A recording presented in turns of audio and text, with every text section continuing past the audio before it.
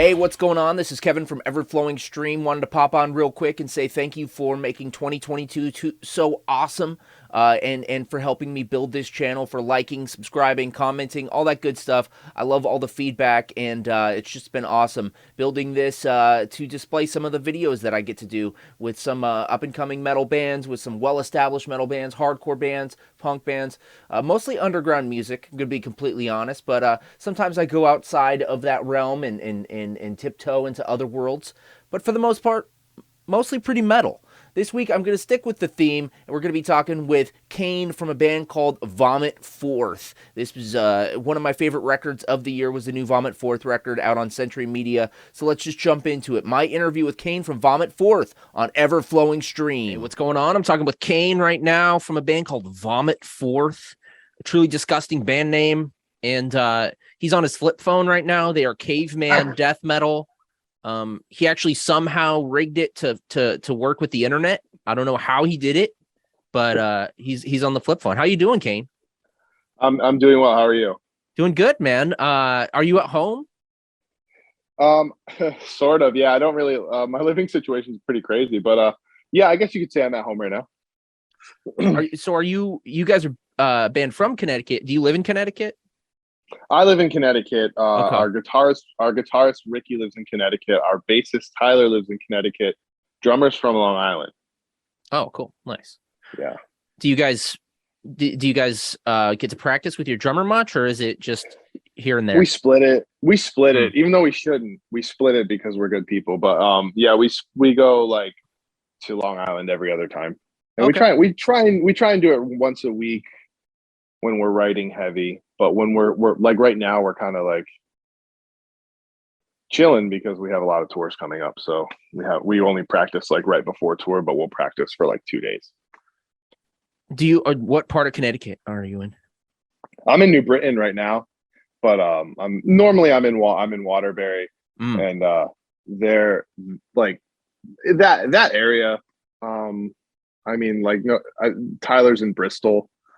So it's we're not that far from each other. Do you ever get to drive by the WWE headquarters? Yeah, that's so crazy. Yeah. I used to work for Lockheed. Oh, And, wow. Okay. I actually got fired because I went on the Tortured Hole tour. Oh yeah, the Sangasigabog and Frozen Soul tour. Yeah, I got fired. First job. I've never been fired a day in my life ever, but they fired me.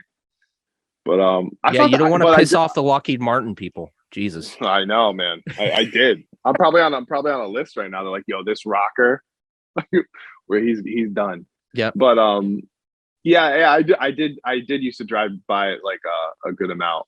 It's pretty cool looking.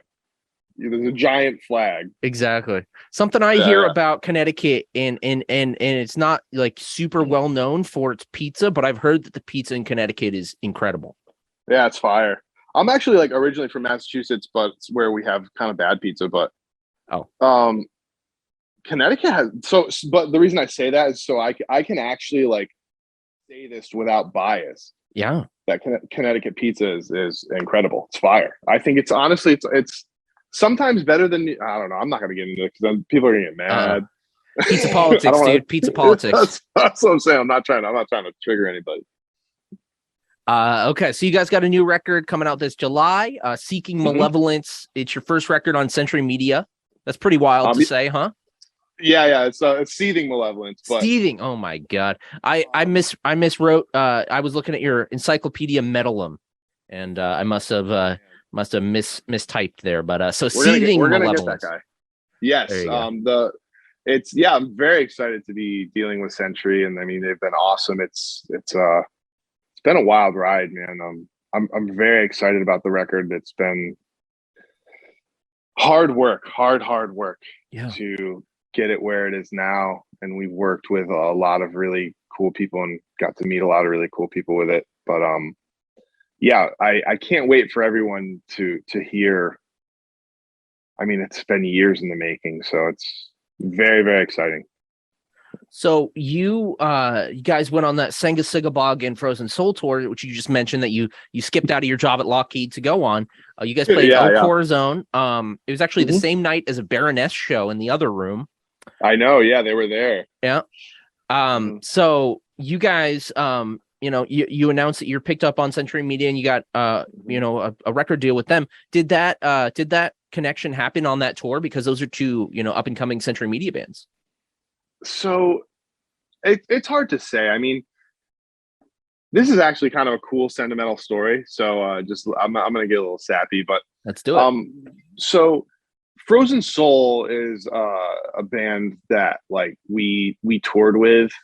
Not really toured. They were touring and we were on a label called Maggot Stomp Records before that. Shout out to Scott from Maggot Stomp. Yep. Shout out Scott.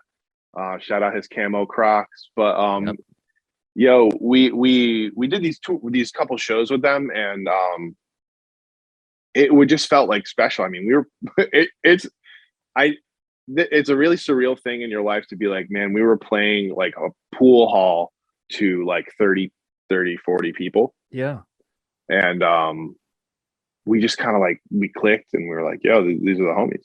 Then this is pre-COVID. And then right before COVID hit, we did some shows with Sanguisugabog, who were like, I mean, Frozen Soul and Sanguisugabog were both coming up, and some time had passed since the Frozen Soul shows, so both bands were kind of like, we could see the trajectory. Oh yeah. And we played these shows with Sanguisugabog, and it was kind of the same deal. We were like, oh, okay, cool. So we're instantly friends. Like, this is awesome. And we kind of had this vibe, and we had these talks of like, yo, man, whole team is gonna eat. Yeah. You know what I mean? Like, we're all gonna come up. We love each other. And I got a call. They were like, we're gonna do a headlining tour someday. It wasn't even like talk. We're like, one day we're gonna do a headlining tour. You guys are coming. Nice. Like, you're coming. And you get really pumped up at shows sometimes, especially when you have new friendships with people and you get really close and you're like, man, like, it's a big deal. And sometimes some words get thrown around. We didn't hold them to it. Yeah, you're not like messaging them like, so about that tour, dude. Yeah. So hey, remember that time? But yeah, they did it. They came through. Yeah. And I mean, I had reached a point in my life. Like I said, I got a job at Lockheed. I was new there. I was like, I could make a choice, and I could have just been like, all right, well, I'm going to take this safe route and do this job. And I was like, man, they came through. Yeah. It'd be kind of fucked up if I didn't go. Yeah. Wait, I'm sorry. Can I swear? No, it's all good. This isn't live. No worries. Oh, okay, cool. And I was like, okay, I'm gonna go. And we went on the tour, and it was obviously an amazing experience. We are not playing pool halls anymore. We were. It was. With that tour exceeded everyone's expectations. We were selling out. Dude. Yeah. Oh man, yeah. I mean, not so much us really, but they did. I mean, it was just so amazing to see them. And I think we did too, but I really, it was so great to see them. And how the Century Media thing comes in is we do this tour. I put everything online. I kind of lose everything, because it was a kind of a devastating blow to lose that job. And I get a call from Chad. Yeah. And he's like, hey man, I'm going to give somebody your number. And I was like, what? Are you serious? Okay, whatever. That's how that happened. Is Chad and Devin put us in their ear. And I think, and Century really, I think, took a little bit of a leap of faith with us, because I know people say we're like caveman, but sonically, I don't really hear it. Mm-hmm. And I think we are a little bit different than what was happening. And I think they made the right decision, obviously, but I believe in our music, and to have them believe in it is really great. And I really am so appreciative of Frozen Soul and Sanguisugabog and Century Media for just like believing in us and trying for us. And it's been really great. Yeah. And so I guess you could say it did happen on that tour, but I would say technically it happened when we all met before, pre-COVID. You bet on yourself, man, and it worked out. Yeah, which is very rare. Yeah, but yeah. it happens sometimes. That's awesome. What are you drinking? Coke Zero? Regular Coke, regular Coke. Well, let's go get some Cokes. Who sings that song? It's an old hardcore song. I'm not Let's sure, go get but some I Coke. I Okay, man, just straight up, man. I have to admit, I have a shameful thing to admit. I grew up in a Pepsi household. I think that's kind of Oh, shameful. respect to you. It depends. I mean, if you're like, I'm not. I drink Cokes. I don't really drink soda, to be honest. But like, if I need to stay up, it's like I'll drink an energy drink and then a soda. So I'm like, so I'm ready to rock because after work I've been staying home and pre-proing new songs and doing stuff like that. So I have to stay up. But yeah, it's there's no shame in the Pepsi game because Pepsi has some stuff. I mean, were you just like, It was my dad. It was my Pepsi? dad's decision. He was the cheapest, and he just loved Pepsi, so I just drank whatever he had in the house. But yeah, I mean, it's just I kind of have to admit, Pepsi household. Nothing wrong. I mean, suicidal tendencies, man. It's all good. That's true. Like, that's true. That's true. Yeah. I was actually I interviewed Corpse Grinder, and he mentioned that he kind of got addicted to Cokes for a while on stage because it coats your throat so much. Yeah, literally my main influence, him and Lord Worm. But yeah, he's right. Yeah. Yeah, it do. I feel like people say I look like Corpse Grinder. Really? Okay. Yeah, but I don't. I mean, really, I don't know. I feel like I hope so because I mean, Corpse Grinder's sick. Yeah. I want to like just kind of be him because he's fucking awesome. Right. Like, I just don't have the neck, dude. I don't have the neck. Well, you got to work out your neck, and you got to start practicing on the. You got to start practicing on the claw games. That's true. That's true. The claw game. Yeah, that's true. Okay, so I talked with Connor from Genocide Pact a while ago, and I asked him. I said, "What is it about? What is it about the people that come from hardcore and punk?" Making such sick death metal? What is that?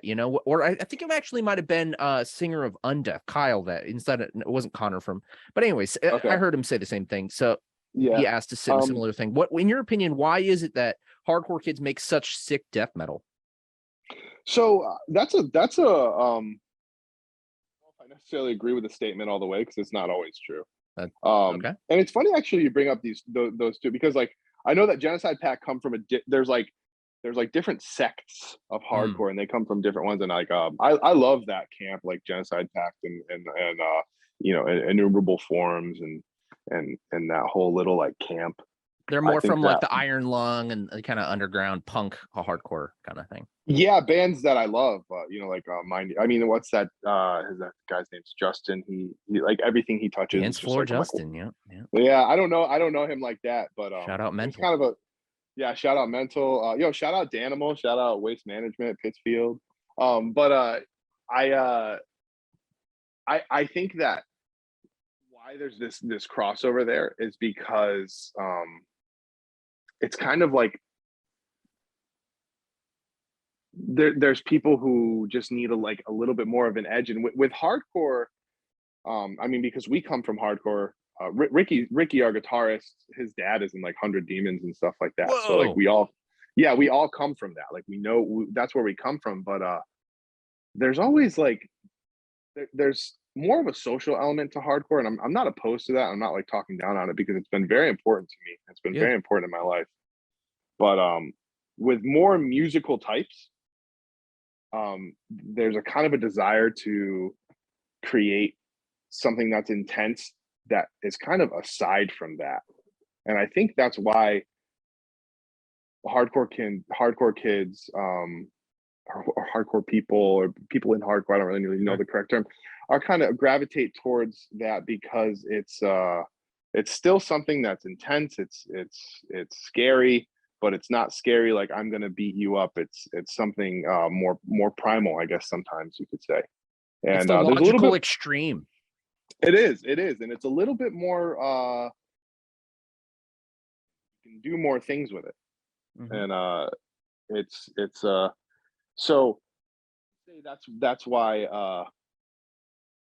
hardcore kids are drawn to it. Why they create the style that they do is because these are people who have that social element, and it's a lot of the time it's people who come from maybe not the best situation, and who, I mean, and traditionally people who make metal are a little bit more of introverted, and not that that's a bad thing, but you kind of have basement dweller vibes, which I have personally, which is kind of why I resonate with metal a little. But with hardcore, you have people who are like, "Oh, what did you just say?"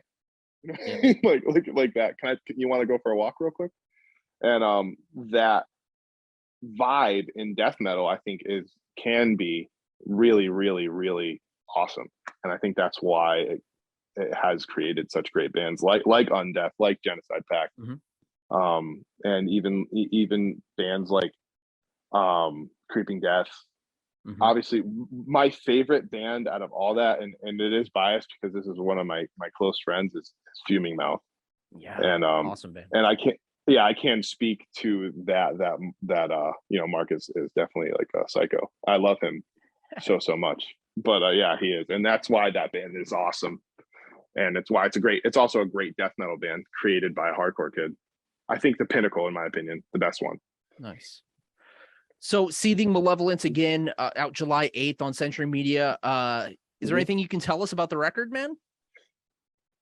Yeah, I as you can tell, I'm kind of a long-winded guy. Sure. There's a lot with this record. I mean, this record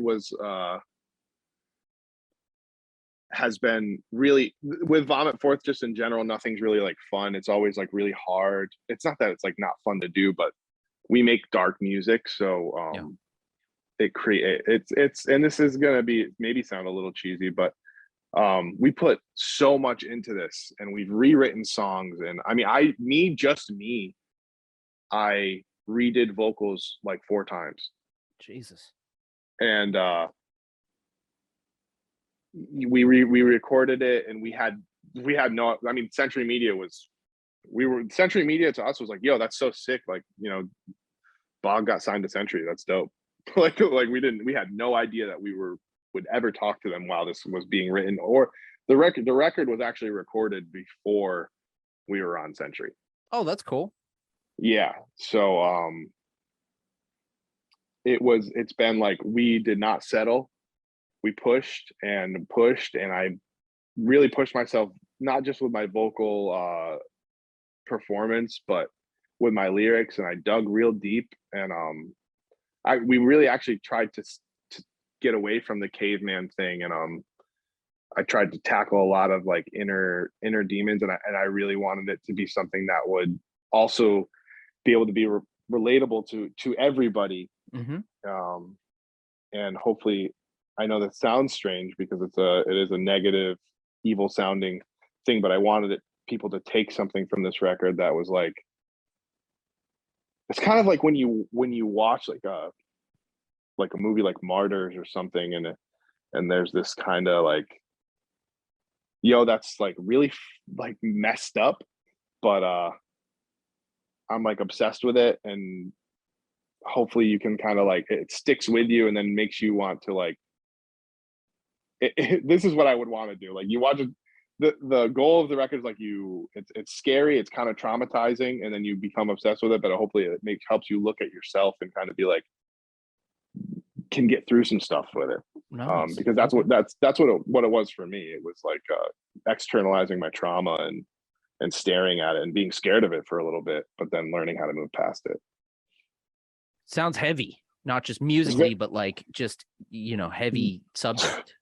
The record is extremely heavy, and I don't mean that in just the yeah, exactly. I mean it in the way that you just said. And I mean, we just released a video for Predatory Savior that's kind of like a disturbing video, and that's why I want it to be disturbing. We want it to be disturbing. We want you to look at it. We want you to look at it and then look at yourself, and then hopefully it can help people in a way. Yeah. But also, it's like, because I feel like death metal, specifically right now, and it's no hate to anybody, it's just like, everybody's like, stop thinking it's a joke, everything's a joke, no, don't take anything seriously. But this is a record we take really seriously. And it's, I have a little spiel that we do that I say, and I mean it at every show, where I want to create an atmosphere. I mean, I can't give everybody everything, but with our art, we want to give you like however long our set is, of just a place where you can kind of be yourself. Yeah. Doesn't matter like, you know, who you are, what you look like, or, you know, who you want to love or whatever. We just want to like be able to give you a place where you can just like work out what you got to work out. And if that's like in a violent way or whatever, just, you know, we don't want people to hurt people, but we want you to like think and be safe, be around people that are like-minded, you know. Metal therapy. It's kind of what Seething Malevolence was for me, and I hope to give that to other people. Nice, dude. Well, again, the album is coming out July 8th on Century Media. My last question for you, Kane, before I let you go, and you can go about your day. Pick a scar on your body. Show us if you can, but at least tell us the story of how you got the scar, Kane. This is really dark. Did you do any research? Did you do research before this? Not for this one. Okay, it's on my stomach. Can you see it? Oh yeah. Okay, so I battle with mental health. I think everybody in the world actually does, but I battle with it. Had a bit of a crazy time, and I did that, and it was there's actually a song it's our next single, and you know, it was a lot of stitches. It was 30 stitches on the outside, and I can't remember how many on the inside. And I lost control, and I made the decision to not lose control anymore. Yeah. And which was really cool. And I know that's a strange place, but I was a strange place to, you know, inflict harm. But I was really what I wanted, and why I have that now is because it's you only get so many bad days in your life, and I look down and I see it sometimes, and I'm reminded of the people that I love, and you know, that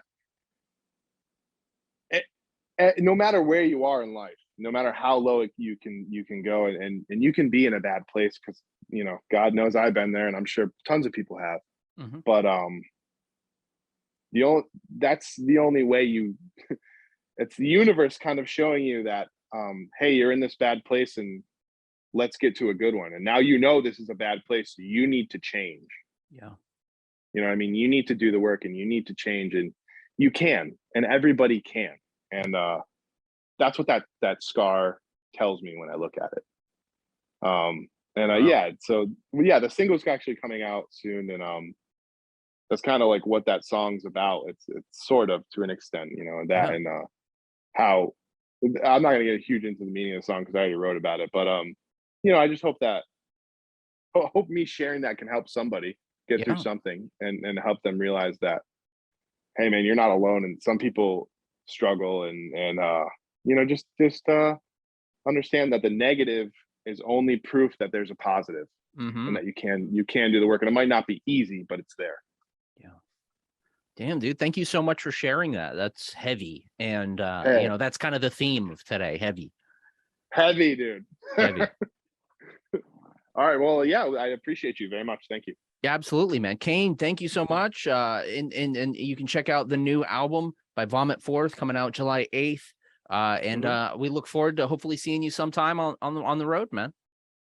Yeah, I hope so too. I hope wait, where are you looking again? Seattle. All right. Well, yeah, if we come through Seattle, come through, man. Get some food. Yes, absolutely. All right, good. All right, brother. Kane, take it easy, man. You too, man.